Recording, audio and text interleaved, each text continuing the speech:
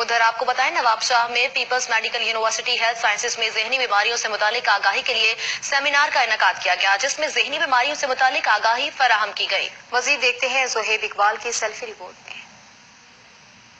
जिस वक्त मौजूद है पीपल्स मेडिकल यूनिवर्सिटी, ये वुमेन्स मेडिकल यूनिवर्सिटी है और यहाँ पर आज एक सेशन का इनेकाद किया जा रहा है। सिंध मेंटल हेल्थ एक्ट के हवाले से ये सेशन है, जहनी बीमारियों के हवाले से। इस वक्त हमारे साथ को ऑर्गेनाइजर मौजूद है, आइए इनसे जाते हैं। जी मैडम बताइएगा इस प्रोग्राम के बारे में।